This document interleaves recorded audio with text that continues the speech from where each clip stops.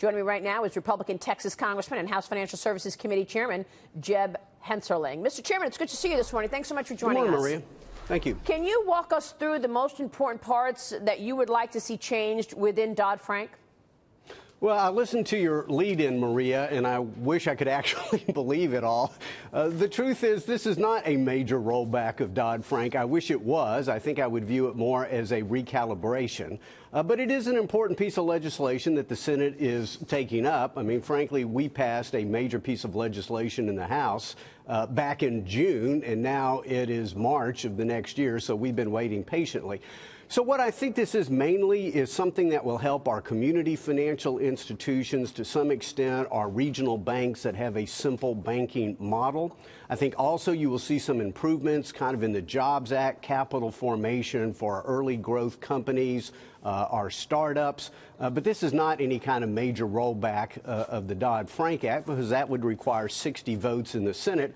It's hard to get 60 votes in the Senate to agree on a Mother's Day resolution. Yeah. So I don't quite know what's going to come out of the Senate bill, but just the fact that Senator Crapo, my Senate counterpart, has got it this far, it's important. We're losing a community bank or credit union a day in America, and they're not dying of natural causes.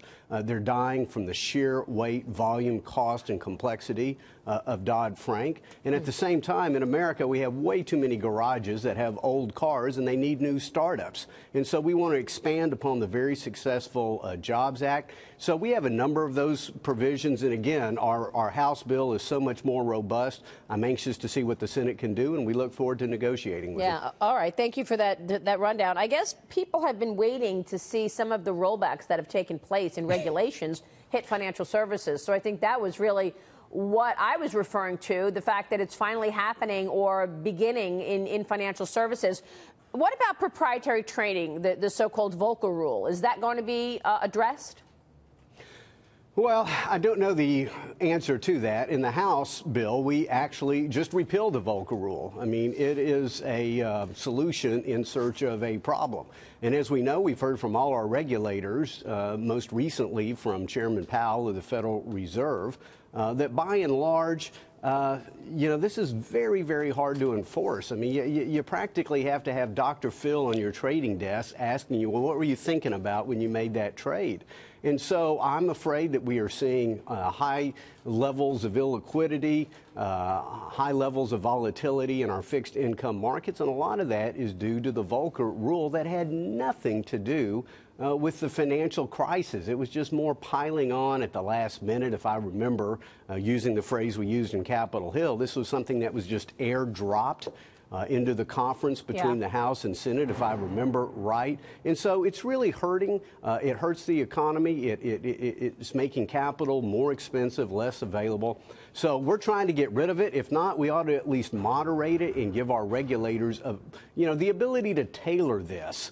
And kind of have the presumption of innocence as opposed to you're guilty until proven innocent, which is kind of the way the Volcker rule is overseen now. Yeah, I mean, one thing that I keep saying is when you have a rule called proprietary trading or the Volcker rule and you can't even write it, how are you going to enforce it, right? Because you can't, differentiate what's trading for your own account or trading for the customer, so you can't really write it. How are you going to enforce it? But I don't want to get caught up in the weeds. You say that the institutions that will be impacted are those community financial services companies, those regional banks, capital formation, loosening up of capital. What does that lead to on a practical level? How do consumers get impacted? Well, I think still, again, although it's modest, it's still important. I think you'll see more startups. I think you'll see a greater level of entrepreneurship.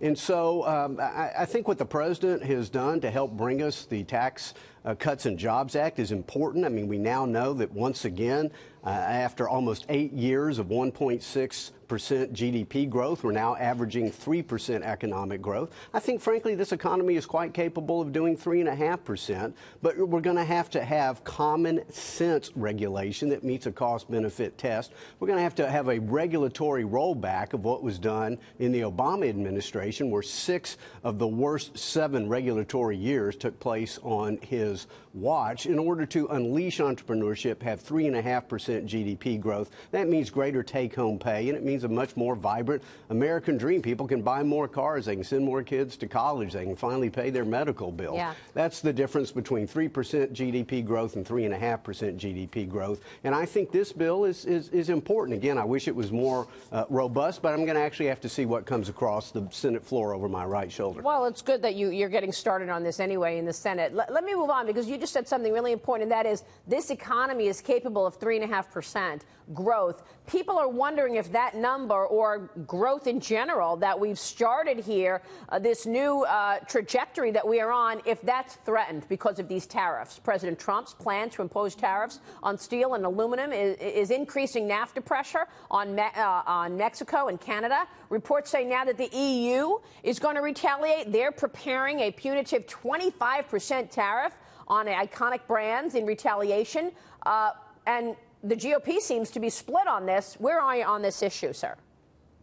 Well, I highly respect what the president has done, again, for our Tax Cut and Jobs Act. I very much respect what he has done on this regulatory rollback, but I'm afraid that he's going to take a number of steps forward and take several steps backwards with what he's doing on trade. I very much disagree. I've encouraged the president to be quite surgical in whatever he does. I know we don't know the final details.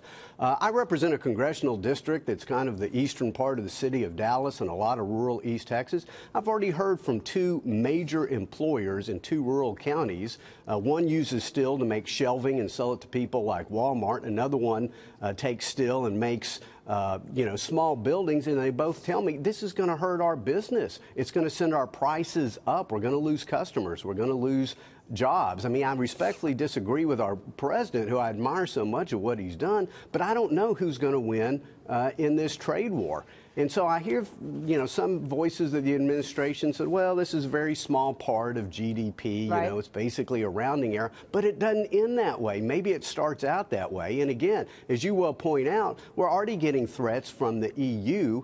And so, as I understand it, we have, maybe 115,000 people involved in the production of steel in the U.S., right. But we have millions that take that raw material and fabricate it into something else. That's and we right. have over 300 million consumers. They're going to be harmed. I really think the president's on the wrong track here. I would urge him to reconsider. Yeah, this is an issue that we've been talking about, that the jobs impacted are so many more from the companies that are inputting steel and aluminum. Let me I want to get to the election, the primary in Texas in a second, but let me ask you this.